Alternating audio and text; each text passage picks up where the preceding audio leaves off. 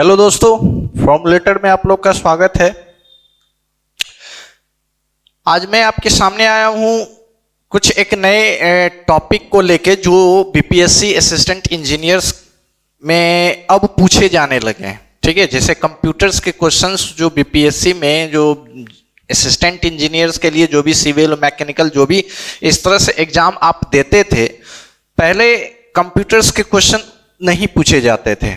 अब क्या है कि इसमें कंप्यूटर के क्वेश्चंस भी कम से कम 10 क्वेश्चंस आते ही आते हैं। जैसे 2022 में भी जो एग्जाम हुआ था उसमें भी कुछ क्वेश्चंस जो 10 क्वेश्चंस हैं आए थे। ठीक है, जो बेसिक से रिलेटेड हैं। इसमें कोई ऐसा नहीं है कि आपको एक पूरा कंप्यूटर साइंस पूरा पेपर ही पढ़ना है, नहीं। एक कंप्यूटर फंडामेंटल एक पेपर होता है जिसके अंतर्गत बहुत सारे बेसिक चीज़ें जो एक थ्योरेटिकल कंसेप्ट है वो सारे इसमें आ जाते हैं। उसी से उसमें कुछ ऐसे टॉपिक्स हैं, जैसे एक कंप्यूटर फंडामेंटल का हुआ जिसमें एक छोटा सा टॉपिक, उसमें फिर हम नेटवर्क का ले लेंगे, नेटवर्क फिर डेटाबेस का आ जाता है, थोड़ा बहुत ऑपरेटिंग सिस्टम। यही 3-4 मिल के एक आपके पास क्वेश्चंस आएंगे। ठीक है, बाकी और ज़्यादा इसमें डेप्थ में जाने की जरूरत नहीं है। ठीक है, तो जैसा जैसे क्वेश्चंस इस बार जो आए वो हम एक आपको क्वेश्चन हम पढ़ के दिखा रहे हैं। जो 2022 में 12/3/2022 को एक एग्जाम हुआ था 12 मार्च को, जिसमें क्या एक क्वेश्चन है कि मॉडेम स्टैंड्स फॉर। ठीक है, modem stand for, modem basically ये नेटवर्क से रिलेटेड है। हर एक मोबाइल में एक मॉडेम होता है जिसके बारे में आप फैमिलियर होंगे। मॉडेम स्टैंड फॉर, तो उसका क्या होता है, मॉड्यूलेटर और डीमॉड्यूलेटर, उसका स्टैंड फॉर बोला जाता है, यानी उसका फुल फॉर्म होता है। मॉडेम हर एक कोई एक शॉर्ट में बोलता है, लेकिन मॉडेम का फुल फॉर्म स्टैंड फॉर होता है मॉड्यूलेटर और डीमॉड्यूलेटर। उसका अपना एक वर्क है, वो तो आगे डेप्थ की बात है, लेकिन आपको ये याद रखना है कुछ। और बेसिक एक चीज और है इसमें कि बहुत सारे ऐसे वर्ड्स हैं जो शॉर्ट में रहते हैं। ठीक है, कंप्यूटर में जैसे हर एक बहुत चीजों का स्टैंड फॉर भी आपको याद रखना होगा। जैसे ALU जिसको बोलते हैं arithmetic logical unit, MU memory unit, CU computer unit, ठीक है, कंट्रोल यूनिट। ओके, तो इस तरह से बहुत सारे आगे हम आपको इसमें भी शॉर्ट जितने भी हैं उसके बारे में हम बताएंगे। ठीक है, तो एक कॉन्सेप्ट क्या था, ये क्वेश्चंस क्या है, एक नेटवर्क का है। उसी तरह एक और क्वेश्चंस हमारा है कि what do we call a computer on a network that request file from another computer. ठीक है, अनदर कंप्यूटर की एक अलग एक दो कंप्यूटर हमारे पास सपोज है, एक दूसरे कंप्यूटर से क्या करना है, हमें फाइल का शेयरिंग करना, एक ट्रांसफर करना है, रिक्वेस्ट करना है फाइल का। ठीक है, तो हम किससे, वो तो दूसरा कंप्यूटर, उसे क्या बोलते हैं। ठीक है, तो जाहिर सी बात है उसे हम क्या बोलेंगे, क्लाइंट बोलेंगे।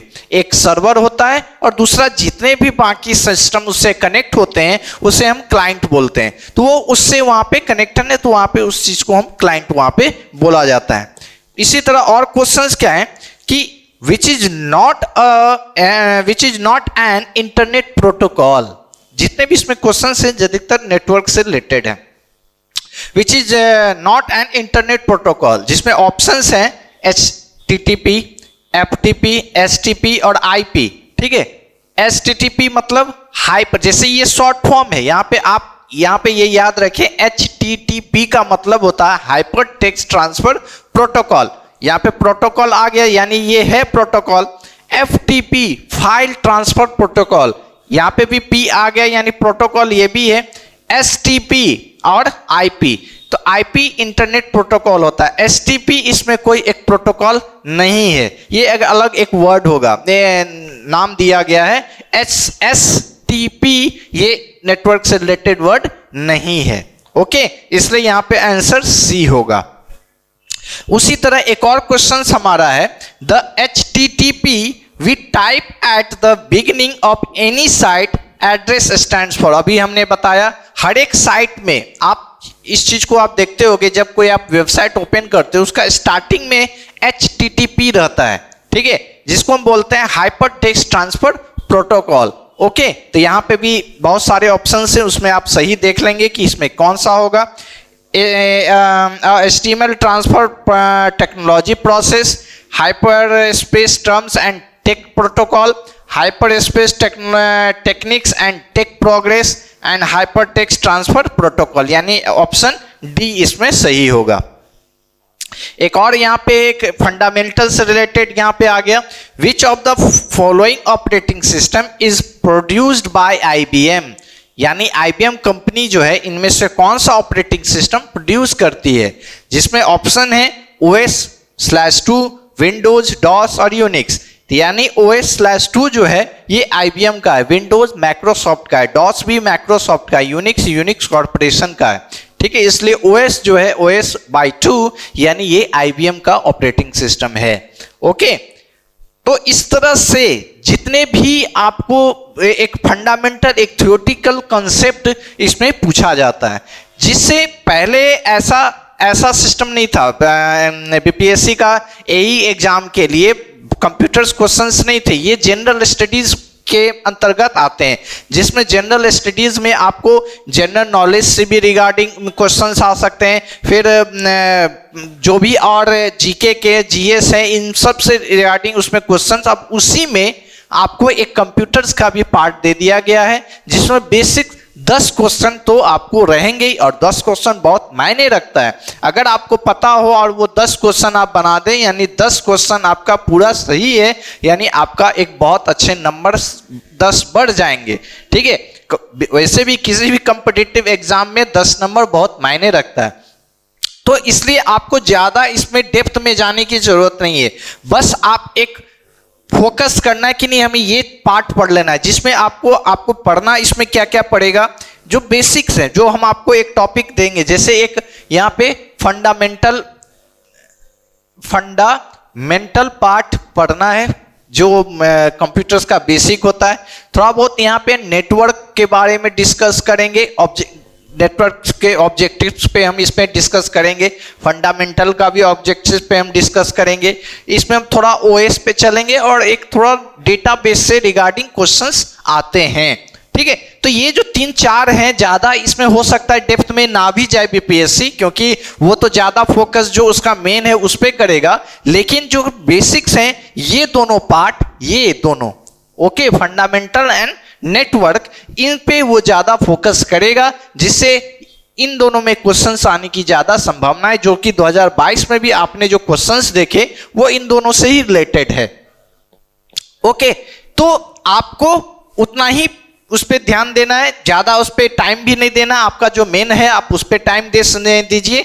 बस इसको आप अगर एक जनरल भी आप यूट्यूब पे देखें, या फिर जो हम आपको वीडियो बता रहे हैं और जितना हम ऑब्जेक्टिव हम आपको इसमें शेयर करेंगे, उसी से रिलेटेड आप जितने भी क्वेश्चंस होंगे आप देंगे। आप हमारे जो ऐप है, फॉर्मुलेटर का ऐप है, उस पर भी आप इस वीडियो को देखें, उसमें ऑब्जेक्टिव्स के कुछ क्वेश्चंस हम आपको शेयर करेंगे, आप उसको देखें तो वहां पे भी आपको और मदद मिलेगी कि नहीं, इस तरह का क्वेश्चंस हम इसमें पढ़ सकते हैं। ऑब्जेक्टिव रहेगा, आप टिक मारे, जितने भी अभ्यास करेंगे 10 नंबर आपके हाथ में रहेगा। 10 नंबर बहुत ही मायने रखता है। तो उसी के अंतर्गत हम जो फंडामेंटल का पार्ट, कुछ जो इंपॉर्टेंट टॉपिक्स होते हैं, जो इसमें आने की ज्यादा संभावनाएं होती है, वो यहां पे हम देखेंगे। ओके, जैसे सब कोई ये एक बात से सब फैमिलियर होते हैं कि कंप्यूटर क्या है। कंप्यूटर एक इलेक्ट्रॉनिक्स डिवाइस है, जिसमें कैलकुलेटिंग, इनपुटिंग, आउटपुटिंग के जितने भी वर्क हैं इसमें हम परफॉर्म करते हैं। लेकिन ये आया कैसे, इसमें थोड़ा हम हिस्ट्री पे चलते हैं, तब हम इसमें और जो एक इम्पॉर्टेंट बातें हैं उस पर हम काम करेंगे, ठीक है।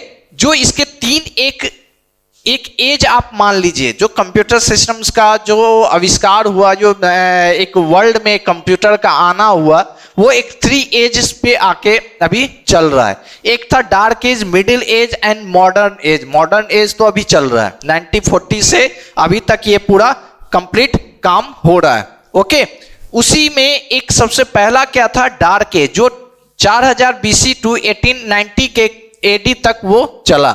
ओके, उस बीच में भी बहुत सारे ऐसे काम होते थे जो एक मॉडर्न एक तरह से आप समझिए कैलकुलेशन के लिए, बस एक काउंटिंग के लिए काम होता था, जिसमें एक ऐप नेपियर बोन्स जो एक साइंटिस्ट थे, उन्होंने एक रड का इन्वेंट किया था यहाँ कैलकुलेट के लिए। जैसे आप एक नॉर्मली आप एक बच्चे का एक खिलौना के रूप में आप देखते होगे, इस तरह से एक रड रहता है जिसमें इस तरह से कोई एक प्लास्टिक का या तो गोल उसमें लगा रहता है और बहुत सारा वो पार्ट बना रहता है। इसी को बोलते हैं एक कैलकुलेटिंग रड, जिसको कैलकुलेट करने के लिए वो बनाया गया था। तो जो बनाया केंद्र थे नेपियर बोन ने 1617 में उन्होंने इसका आविष्कार किया था। तो वो जितने भी ये पार्ट आते थे ये क्या था 1617, यानी इस डार्क एज में ये क्या था इसने इन्वेंट किया। तब एक नॉर्मली एक कैलकुलेटिंग के लिए काम होता था। इतने तो आज जितने 100% जो टोटल कंप्यूटर पे बेस्ड है हमारा वर्क, वो उस टाइम ऐसा नहीं था। जो जो समय बढ़ा ये आप जरूर याद रखें, इसमें भी क्वेश्चंस ऐसे आ सकते हैं, ठीक है। तो इसलिए डार्क एज में आप कब तक था, एक ईस्वी पूछा जा सकता है, तो 4000 BC टू 1890 AD तक वहां पे आया था। मिडिल एज में 1890 टू 1940, यानी इसी बीच में, ठीक है, यानी यहां से लेके यहां तक में कंप्यूटर का एक अस्तित्व मार्केट में आ गया था, यानी मार्केट में यानी इस अर्थ पे इसका अस्तित्व आ गया था। अब ये कैसे आया था ये हम आगे इस पे हम डिस्कस करते हैं। यानी 1892 आप 1940 को आप अगर ले लो और इसके बीच का भी एक पार्ट ले लो यहां से इस पे, तो यानी डार्क एज और मिडिल एज में कंप्यूटर हमारा एक अर्थ पे पृथ्वी पे आ चुका था। ओके, लेकिन कैसे फिर ये जन्म लिया, कैसे इसमें सिस्टम चेंज हुए, ये आगे हम अब जानेंगे। उसी तरह मॉडर्न एज आया 1940 एट प्रेजेंट, यानी 1940 से आज तक हम मॉडर्न कंप्यूटर को जी रहे हैं। ओके, उसमें बहुत सारे इन्वेंट हुए, एक कहां पे हमारा कंप्यूटर, जो एक पहले कंप्यूटर एक रूम चाहिए था, एक पूरा रूम, एक कंप्लीट रूम चाहिए था उस सिस्टम को रखने के लिए, अब वो कंप्यूटर बस हमारे हाथ पे भी रह सकता है। ओके, तो यहाँ पे ये इस तरह का एज आया। हर एक का एज अपना एक सिस्टम होता है ना, जिसको हम एक नॉर्मल में हम लोग अपने भी करते हैं ना, बाल्यावस्था मतलब एक बच्चे का एक जन्म, फिर मिडिल एक आता है जो जवानी, फिर बुढ़ापा, इस तरह से जो एज हर एक का एक पार्ट होता है, स्टार्टिंग, फिर एक मिड और फिर एक लास्ट। तो अभी तक कंप्यूटर का तो कोई लास्ट होगा नहीं, ठीक है, क्योंकि उसमें तो इन्वेंट होता है। जब तक मैन आदमी है उसमें इन्वेंट होते रहेंगे, पब्लिक है, साइंटिस्ट हैं, उसमें इन्वेंट होते रहेंगे। उसी तरह यहां पे कंप्यूटर में सबसे पहला जो नेपियर्स बोन्स थे, ये एक मैथमेटिशियन थे, इन्होंने 1617 में रड्स का एक कैलकुलेटिंग रड का आविष्कार किया था। किसने किया था, तो नेपियर बोन्स ने। फिर ब्लेज पास्कल जो थे उन्होंने एक सिंपल कैलकुलेटर का इन्वेंट किया, जो सिर्फ एडिशन और सब्ट्रैक्शन के लिए बस काम होता था, जोड़ना और घटाने के लिए, बाकी और उसमें कोई काम नहीं था। जो कब किया, तो 1642 में ब्लेज पास्कल ने। ओके, उसी तरह एक लेविनिटी एक साइंटिस्ट थे, 1671 में उन्होंने भी एक मशीन को डेवलप किया, एक उन्होंने मशीन बनाया, कोई कैलकुलेटर हो या जो भी हो, नहीं, बस वहां पे एक मशीन इसको बोला जाता है। उन्होंने मशीन बनाया, तो उसमें कैलकुलेटर ये एडिशन, सब्ट्रैक्शन, मल्टीप्लिकेशन और डिवीजन, ये इन सब काम के लिए ये काम आता था। लेविनिटी ने जो बनाया था, एक मशीन था वो। ओके, उसके बाद आए चार्ल्स बैबेज, जो फादर ऑफ कंप्यूटर कहलाते हैं। एक कहा जाता है ना कि हर एक का जन्म देने वाला कौन है, तो यानी कंप्यूटर को एक हमारे बीच लाने का श्रेय किनको जाता है, तो ये चार्ल्स बैबेज थे। चार्ल्स बैबेज ने ही कंप्यूटर का अस्तित्व मार्केट में लाया। कब कब उन्होंने क्या किया, आप इस पे आप चल सब बोलते हैं कि Charles Babbage father of computer, but कैसे उन्होंने पूरा कंप्यूटर बना के हमें दे के गए, वो नहीं, उनके बीच में बहुत सारे ऐसे वर्क आए और ऐसा सर्कमस्टांसेज आया जो उनका वर्क बीच में ही छूट गया और वो इस दुनिया से चले गए थे। 1823 में एक उन्होंने एक डिफरेंस मशीन करके एक बनाया, कंप्यूटर आर्किटेक्चर्स को उन्होंने लेके आया, ठीक है, 1823 में डिफरेंस मशीन्स को। फिर 10 साल बाद 1832 में एक एनालिटिकल इंजन, जो सबसे पहला जो आप कंप्यूटर्स को बोल सकते हो, 1832 में एनालिटिकल इंजन को उन्होंने बनाया। और इसी के बीच जब एनालिटिकल इंजन ये पूरा कंप्लीट हो रहा था, इन्होंने ये तो बना दिया, लेकिन इसको जब एक और एक्सटेंड करना था तो 1871 में उनकी मृत्यु हो गई थी। यानी कंप्यूटर का काम बीच में ही वहां पे फिर रुक गया था, लेकिन उन्होंने एक स्पेस दे दिया था। क्या दे दिया था? हमारे पास आर्किटेक्चर आ गए थे, उन्होंने एक प्लेटफॉर्म दे दिया, प्लेटफॉर्म देके गए, तो आने वाले समय में ये फिर एक्सटेंड हुआ। तब इनके बाद इन्हीं की एक स्टूडेंट चार्ल्स बेबेज जो थे, वो कैलिफोर्निया यूनिवर्सिटी के प्रोफेसर भी थे, उन्हीं की एक स्टूडेंट थी लेडी एडा लवलेस, ठीक है, जिन्होंने नंबर सिस्टम का आविष्कार किया था। ओके, जब ये चार्ल्स बेबेज ने ये चीज को डेवलप किया तो वो एक आर्किटेक्चर था, एक समझिए कि एक पूरे एक रूम को स्टार्ट करने के लिए, एक रूम कंप्यूटर को स्टार्ट करने का एक माध्यम दिया गया था, ठीक है, आर्किटेक्चर दे दिया गया था कि नहीं इस तरह से ऐसे ऐसे बनाया जाए तो ये काम हो सकता है। जैसे कहा जाता है ना, किसी चीज को बनाने का फॉर्मूला वो साइंटिस्ट तैयार कर गए थे, वो किसी के हाथ ना लगे, नहीं तो बहुत बुरा हो जाएगा। तो यहाँ पे भी था, उन्होंने ये चीज बनाने का एक आर्किटेक्चर दे के वो चले गए।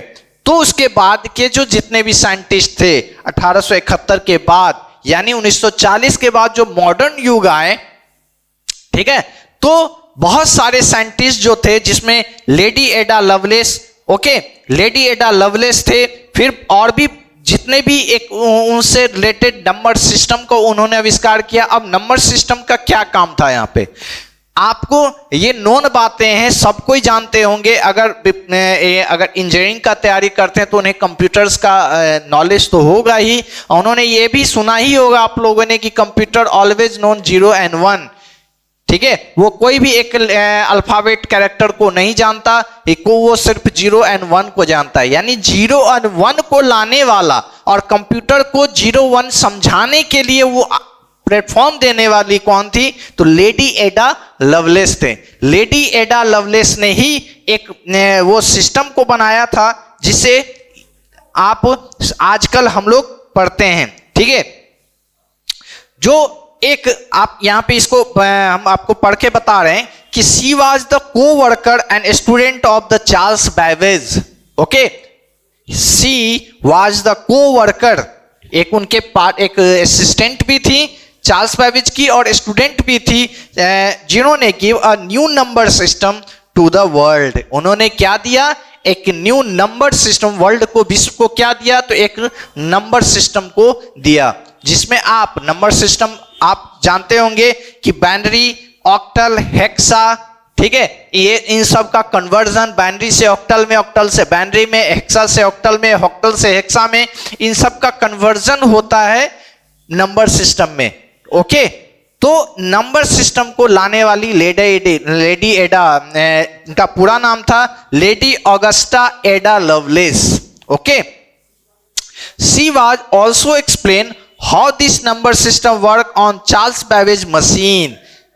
ओके, यही थी जिन्होंने बताया था कि चार्ल्स बेबेज की जो मशीन था एनालिटिकल इंजन, इसमें नंबर सिस्टम को कैसे यूज किया जाएगा। So she was accepted as first programmer of the world. तो ये फर्स्ट प्रोग्रामर भी थी हमारे विश्व की, जिन्होंने ये सिस्टम लगाया जिसमें कंप्यूटर में एक नंबर सिस्टम जानने लगा, नंबर सिस्टम आ गया, उसे कन्वर्ट करने का काम आने लगा, तब जाके हमारा कंप्यूटर वर्ल्ड में आया।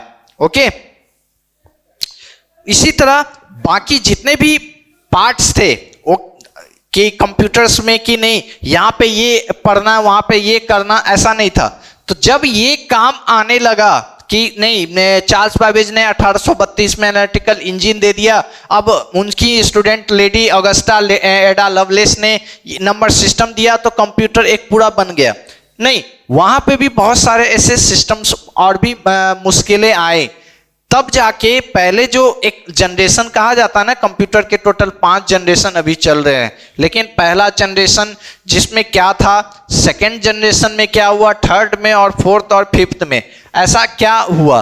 तो जब जब कंप्यूटर्स का एक युग आया, ठीक है, जब 1940 से मॉडर्न एज आने लगा तो बहुत चीजों का आविष्कार नहीं हुआ था, ठीक है। कंप्यूटर जो पहले जो एक चार्ल्स बैबेज ने जो एक आर्किटेक्चर बना के दिया था, वो आर्किटेक्चर एक रूम चाहिए था, जितना बड़ा आप एक रूम बेडरूम में सोते हो वो पूरे रूम उस वो आर्किटेक्चर को हैंडल करने के लिए चाहिए था, ठीक है। और अगर उस चीज को अगर कंप्यूटर हमें यूज करना है तो उसे 24 आवर पहले उसे स्टार्ट करना पड़ता था, तब जाके उनका जो आर्किटेक्चर था वो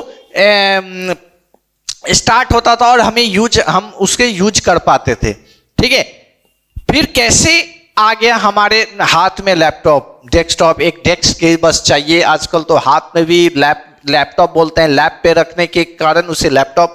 तो ये सब चीज कैसे पॉसिबल हुआ, तो उसमें बहुत चीजों का हाथ है, जिसमें एक इलेक्ट्रॉनिक्स डिवाइसेस का भी बहुत बड़ा हाथ है। इलेक्ट्रॉनिक्स डिवाइसेस डेवलप हुए तो जितने छोटे छोटे इलेक्ट्रॉनिक्स डिवाइसेस बनने लगे, वो कंप्यूटर भी हमारा क्या हो गया, एक रूम से आके हमारे हथेली पे आ गया, ओके।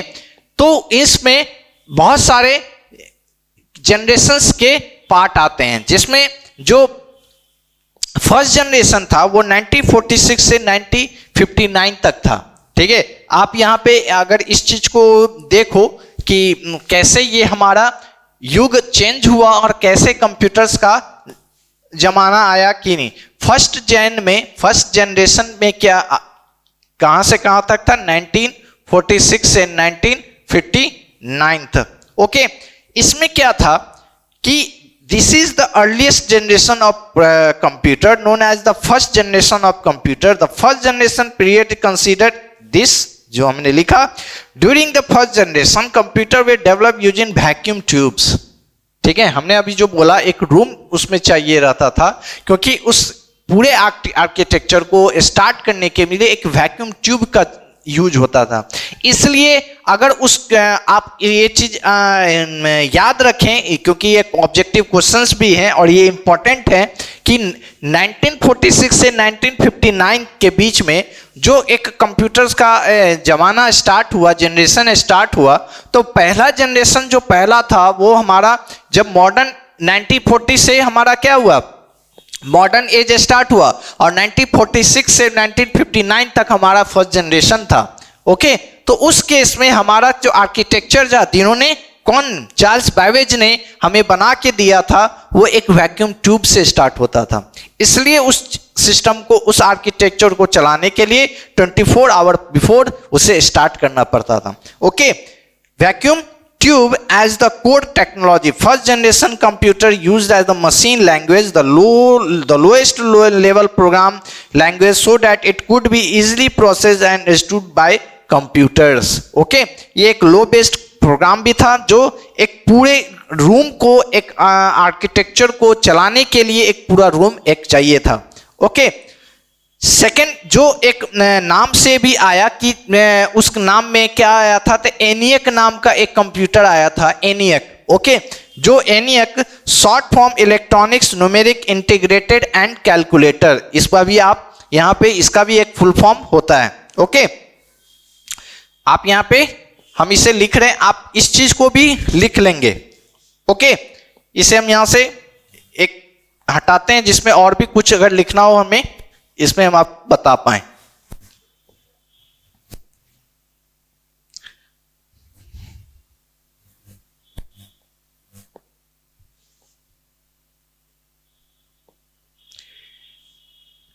जिसमें जो जनरेशन ये जो स्टार्ट हुआ, यहां पे हम लिखते हैं फर्स्ट जनरेशन, जो 1946 टू 1959 था। इसमें जो इस जनरेशन में जो कंप्यूटर्स बने वो एक थे एनियक, ANIAC, ओके। इसका जो फुल फॉर्म था आप इसे लिख लेंगे, electronic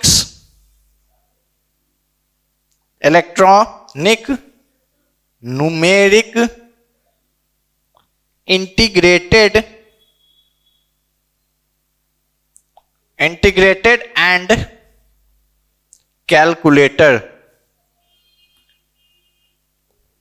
okay, is the most popular example of the first generation computer. Other example include UNIVAC, EDVAC, बहुत सारे ऐसे कंप्यूटर्स आए उस फर्स्ट जनरेशन में, लेकिन जब जो सबसे पहला जो था वो ENIAC ही था। ओके, तो ये भी एक ऑब्जेक्टिव क्वेश्चन है कि सबसे पहला हमारा इलेक्ट्रॉनिक्स कंप्यूटर कौन था, जो ENIAC था। ओके, सेकेंड जनरेशन में जो स्टार्ट हुआ, जस्ट इसके बाद जो हमारा जनरेशन स्टार्ट हुआ वो सेकेंड जेन था, जो 1959 से 1965 तक था। ओके, 1965 तक। This second generation of computer began with widespread use the transistor. यहां पे क्या आ गया अब, ट्रांजिस्टर, जो पहले में नहीं था। हमने क्या बोला था अभी कि जब कंप्यूटर्स का जमाना स्टार्ट हुआ तो उसमें बहुत सारे इलेक्ट्रॉनिक्स चिप, जो आजकल एक छोटे छोटे चिप आने लगे हैं, जो एक इतने चिप में एक सेंसर लगा रहता है जिससे कितना बड़ा काम हो जाता है, उस जमाने में नहीं था। तो जो जो ट्रांजिस्टर इलेक्ट्रॉनिक्स पार्ट का डेवलप होने लगा तो हमारे मदरबोर्ड भी छोटा होने लगा। तो सेकेंड जनरेशन तक ट्रांजिस्टर आ गया था। तो जब ट्रांजिस्टर आया in this generation, vacuum tube were no longer the main piece of technology, they are replaced by transistor. तो फिर वैक्यूम ट्यूब्स को वहां से हटा के उसे किससे रिप्लेस किया गया, तो ट्रांजिस्टर से।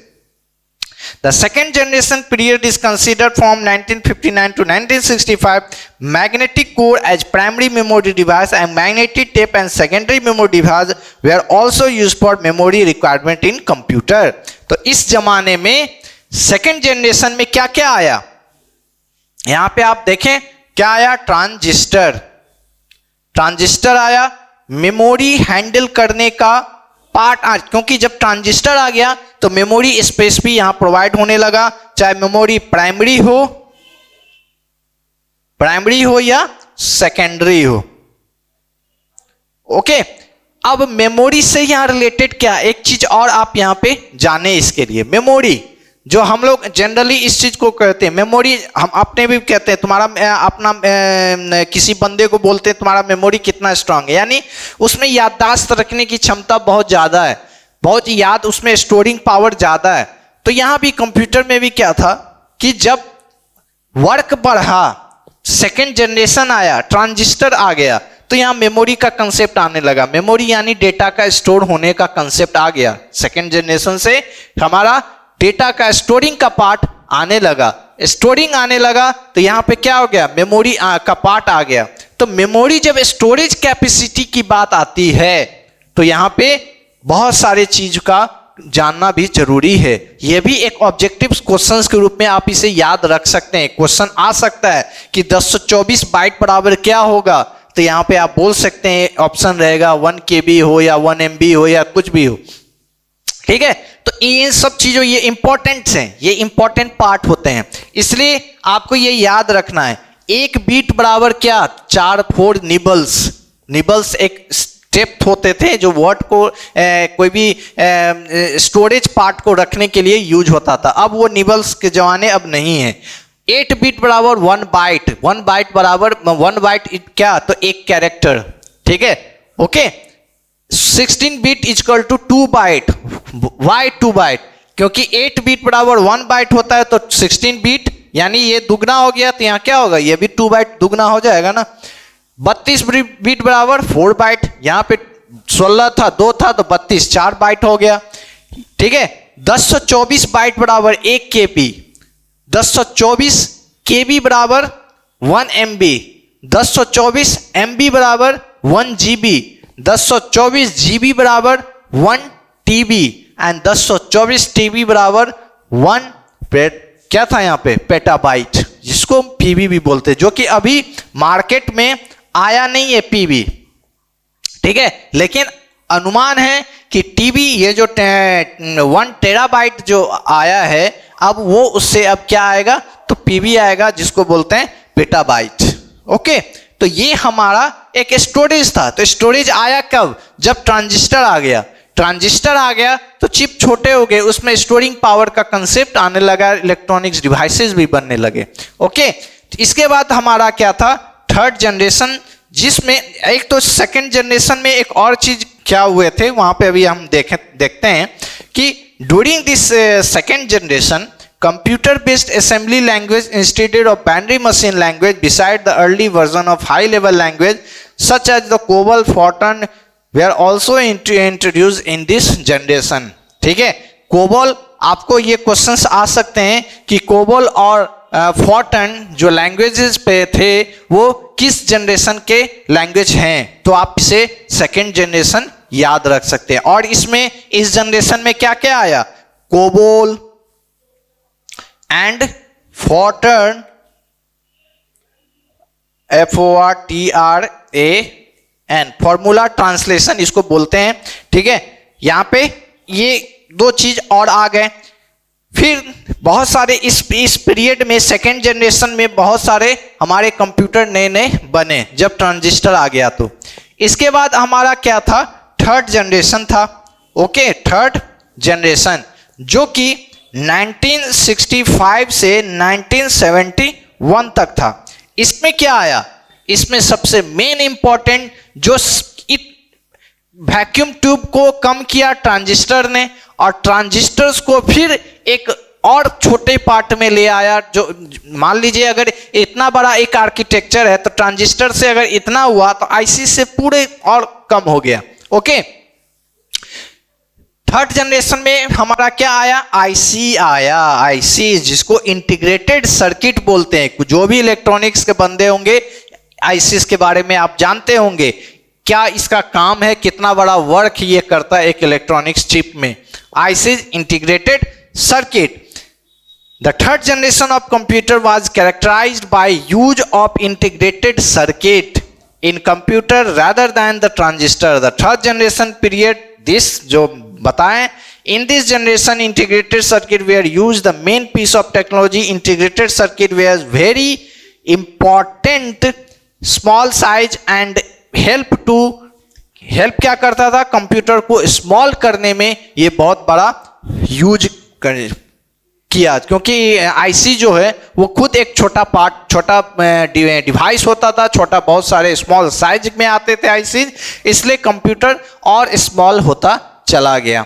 ओके, जहां आप देखेंगे कि ये जो पार्ट है, ये जो इस तरह का बना रहता है, ये आईसीज हैं, जो यहां से एक वायर इस तरह से इस पार्ट निकले रहते हैं यहां पे इस तरह का। ठीक है, तो ये आईसीज थे। कंप्यूटर फिर क्या हो गया, पूरा एक डेस्कटॉप बेस्ड आ गया, जो हमारे डेस्क पे रखने का काम यहाँ पे ये करने लगा। ओके, तो इस पीरियड में भी beside the advanced input output device such as mouse, keyboard, monitor were introduced in this generation. इस जनरेशन में फिर क्या क्या आया, हमारा माउस आ गया, कीबोर्ड आ गया। ठीक है, और भी बहुत सारे डिवाइसेस थे जो पंच कार्ड, प्रिंट आउट, इन सब का, क्योंकि आईसीज आने से सारे कुछ डेवलपिंग आसान हो गया। ठीक है, और बहुत सारे कंप्यूटर भी इसके साथ बन गए। फोर्थ जनरेशन जो था यहां पे, वो हमारा यहां पे जो हम लिखते हैं फोर्थ जन कब स्टार्ट हुआ, 1971 से 1980। ओके, इसमें हमारा बहुत सारे जो और भी कंप्यूटर्स डेवलप, जो इलेक्ट्रॉनिक्स चिप हैं, वो बहुत पार्ट आने लगे। सबसे मेन था इसमें मैक्रो प्रोसेसर का कंसेप्ट आ गया, जो प्रोसेसर जो सारे चीज को हैंडल करने का काम करता है, जिसको बोलते हैं सीपीयू, सेंट्रल प्रोसेसिंग यूनिट। ये भी आप याद रखें, सीपीयू स्टैंड। हम आज जितने भी, अभी तो ये फर्स्ट पार्ट है आज के बीपीएससी एई का, आगे जो भी पार्ट जितने बनेंगे उसमें जितने भी एक शॉर्ट फॉर्म आएगा, वो भी जो हम बोलेंगे आप उसे लिखते चलेंगे। सीपीयू, सेंट्रल प्रोसेसिंग यूनिट, जो हमारे कंप्यूटर्स का एक मेन हार्ट होता है, जो सारे चीज को कंट्रोल करता है। तो ये कब आ गया, तो हमारा फोर्थ जनरेशन में क्या आया, तो मैक्रो प्रोसेसर का कंसेप्ट इसमें आ गया। ओके, मैक्रो प्रोसेसर का कंसेप्ट आने से ही हमारा क्या हो गया कि कंप्यूटर सिस्टम और मार्केट में फैलने लगा, जिससे सारा वर्क जो हो गया वो अब कंप्यूटराइज होने लगा। ओके, तो यहाँ पे fourth generation, the fourth generation period is considered from 1970 to 1980. During the generation, computer were developed using the microprocessor as the main component of technology. Microprocessor were also based on LSI, large scale integration, and VLSI, very large scale integration technology. They were developed by assembling several integrated circuit on a single silicon chip.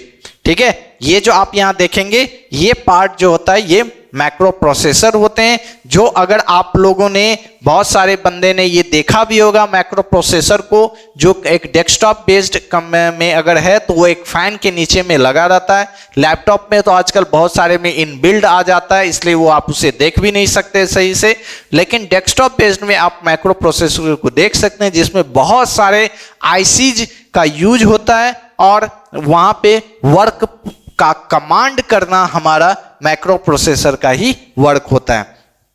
इसी generation में बहुत सारे चीजों का develop हुआ, जिसमें language paper जितने थे, जो सी हो, C++ हो, डी बेस हो, ठीक है, डेटाबेस का कंसेप्ट ETC, जावा, ये सब जितने, जावा नहीं, C++, ये सब जितने भी पार्ट थे ये सब इस फोर्थ जनरेशन में डेवलप हो चुके थे।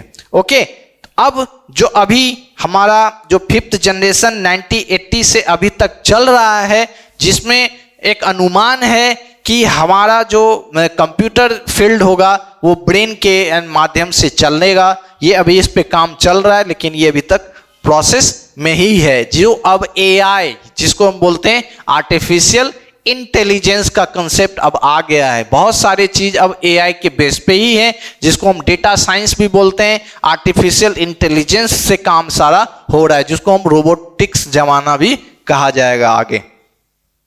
तो इस जनरेशन में जो फिफ्थ जनरेशन थे, बहुत सारे माइक्रो प्रोसेसर डेवलप हुए, बहुत सारे प्रोसेसर का जमाना आ गया, जैसे अब i10 i7 का 11 जनरेशन, i5 i3, फिर इससे पहले core two duo, dual core, ये सब जितने भी पार्ट्स थे ये सब सारे फंडामेंटल के रिगार्डिंग इसमें आते हैं।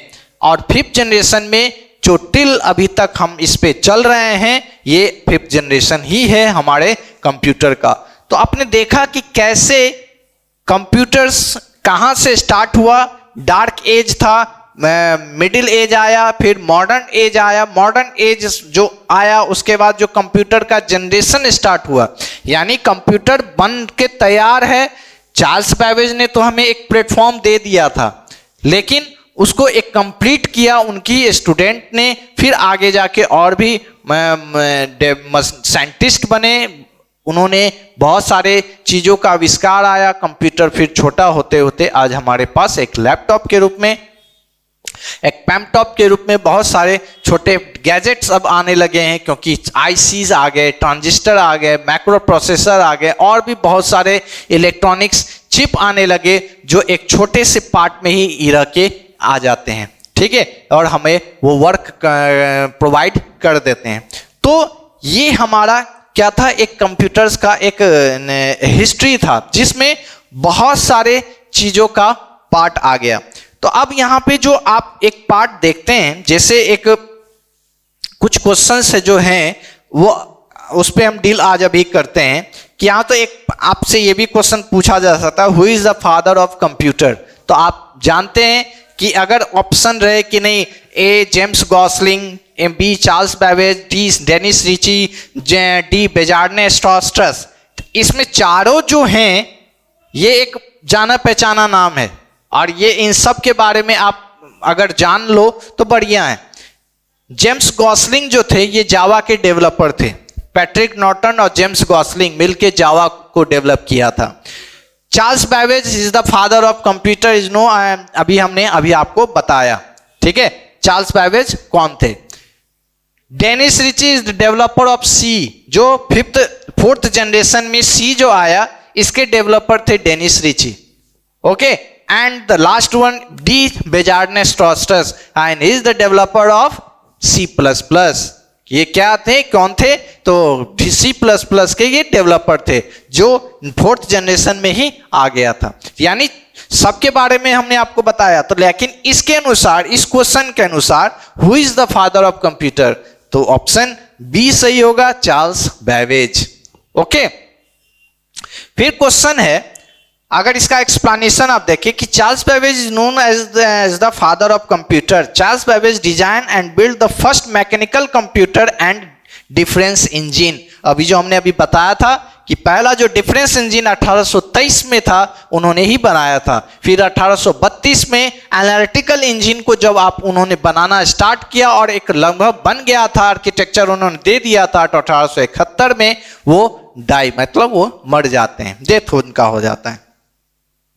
फिर एक क्वेश्चन है कि which of the following is the correct abbreviation of computer. आप कंप्यूटर का एक करेक्ट एब्रिविएशन क्या करेंगे? COMPUTER। ठीक है, तो यहां पे क्या है, पहला क्या है कि commonly occupied machine used in technical and educational research, ये हुआ एक। बी क्या है, commonly operated machine used in technical and environment research, नहीं, commonly oriented machine used in technical and educational research, no, commonly operated machine used in technical educational research, ये D answer इसका सही है।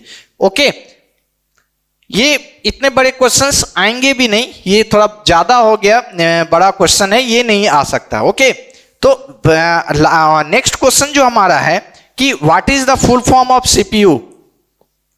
Stand for central processing unit. आप इसे लिख लेंगे कि जिन्होंने, अगर जिन्हें नहीं पता है तो stand for CPU, central processing unit. Okay, question number 4 है कि which of the following is the correct definition of computer. यहाँ पे आप इस चीज को अगर इंप्लीमेंट, अगर यूज करना चाहें कि इसे अगर सही तरीके से अगर आप बताना चाहें कि ये क्या है, तो आप इसको आप दूसरे रूप में अगर आप देते हैं कि कंप्यूटर क्या है, एक इलेक्ट्रॉनिक्स डिवाइस है जिसमें क्या होता है, तो एक कैलकुलेशन, एक arithmetical work, inputted and outputted work done करता है। ओके, तो यहाँ ऑप्शंस में है कि कंप्यूटर इज अ मशीन और device that can be program to perform arithmetical logical operation sequence and automatically. Computer understand only binary language which is written in the form of 0 and 1, ये नहीं होगा। Computer is a programmable electronics device that store, retrieve and processes the data, and जो D है all of the mention, यानी ऊपर से जितना भी बोला गया सारा इसमें ये हो सकता है। ओके, क्योंकि अगर ऑल ऑफ द मेंशन अगर एक ऑप्शन है तो ये ऊपर सारे होंगे, लेकिन अगर कोई एक पार्टिकुलर बोला जाए तो इसके अनुसार जो कंप्यूटर जो यहाँ पे ए है उसे हम बोल सकते हैं, लेकिन इसमें आंसर दिया है ऑल ऑफ द मेंशन, यानी इसमें सारे होंगे, पार्ट सही है। एक है कि which of the following language does the computer understand. ठीक है, अभी हमने बताया जो कंप्यूटर कौन सा ऐसा लैंग्वेज को वो जानता है, ठीक है, जिसको हम बोलते हैं बाइनरी लैंग्वेज। ये भी आप याद रखेंगे, जानेंगे कि कंप्यूटर कौन से भाषा को जानता है, तो उसे आप बताएंगे, ये जानेंगे। ऑप्शंस अगर रहेगा, ऑप्शंस क्या क्या रह सकता है कि computer understand only C language, no, computer understand only assembly language, no, computer understand only binary language, yes, and computer understand only basics, no.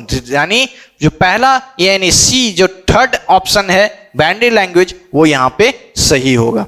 ठीक है, तो इसी टाइप का हम आपको क्वेश्चन भी तैयार करके आपको प्रोवाइड हम ग्रुप में रहेगा फॉर्मुलेटर के ऐप पे, आप वहां पे भी इस चीज को दे सकते हो। जैसे एक और क्वेश्चंस यहाँ पे है, जैसे हमने अभी यहाँ इसने जो बात बोला उस पे ही हम अभी क्वेश्चंस के बारे में डिस्कस कर रहे हैं। Which of the following is the brain of computer. अभी हमने एक चीज का बात बोला था जो 5th जनरेशन में 4th जनरेशन में ही आ गया था, मैक्रो प्रोसेसर, जिसको central processing unit is the brain ठीक है, यानी पूरे चीज को हैंडल करना, यानी हमारा जो ब्रेन है, आप एक अगर अपने पे अगर एक एग्जांपल लो कि जो हमारा जो ब्रेन है ये क्या करता है, ये पूरे बॉडी को हैंडल करने का काम करता है। यानी अभी जो हम बोल रहे हैं वो हम थॉट भी कर रहे हैं, ब्रेन हमें इंस्ट्रक्शन भी दे रहा है कि मुंह हमें हिलाना, ये सारे चीज कहां से आ रहा है, यहां से। यानी इसी तरह सेंट्रल प्रोसेसिंग यूनिट सीपीयू क्या है, ये भी ये काम करता है, जो सारे इंस्ट्रक्शन को हैंडल करके रखता है कंप्यूटर में। ओके, ये भी इस तरह का क्वेश्चंस आप यहां पे देख सकते हैं कि क्या होगा। तो जितने भी कंप्यूटर से रिलेटेड फंडामेंटल से रिलेटेड एक पार्ट थे, हिस्ट्री थे, कैसे क्या काम आया, कैसे ये इंप्लीमेंट हुआ, ठीक है, कैसे इसका हिस्ट्री आगे बढ़ा और आगे क्या क्या और इसमें आ सकता है, ठीक है। तो जितने भी पार्ट इसमें आए कि कैसे कंप्यूटर एक रूम से निकल के एक हाथ पे आने लगा, तो एक डेस्कटॉप था, लैपटॉप था, फिर मिनी कंप्यूटर हुआ, फिर मेन फ्रेम कंप्यूटर हुआ, इस तरह से आगे वो जनरेशन आगे बढ़ा और कंप्यूटर का जो एक कोलैप्स था, एक तरह से समझिए कि एक रूम से निकलकर एक डेस्कटॉप पे आया, डेस्कटॉप से निकल के आपके हाथ में आ गया, ठीक है। तो यहाँ पे ये सारे कंप्यूटर्स के जनरेशंस थे। आज के हमने अभी आपको देखा कंप्यूटर जनरेशंस कैसे बढ़ा। अब आगे जो पार्ट 2 वीडियो इसमें हम आएगा, उसमें और भी कंप्यूटर से रिलेटेड जो भी बेसिक्स बातें हैं वो उस पर डिस्कस होगा, नेटवर्क का डिस्कस होगा, फिर आने ऑपरेटिंग सिस्टम, इन सब पे भी हम डिस्कस करेंगे, ठीक है। तो जितना भी आज हमने आपको इस पे डिस्कस बताया है, आप इसे जरूर बार बार सुने और जितने भी बेसिक्स क्वेश्चंस होते हैं इन सब पे ध्यान देंगे। ज्यादा डेप्थ में जाने की जरूरत नहीं है, ओनली आपको 10th क्वेश्चन पे ध्यान रखना है और ये 10 क्वेश्चन जो होंगे वो इसी से रिलेटेड होके आएंगे। ओके, समझ गए? लिए तो मिलते हैं फिर इसके पार्ट 2 वीडियो में। ओके।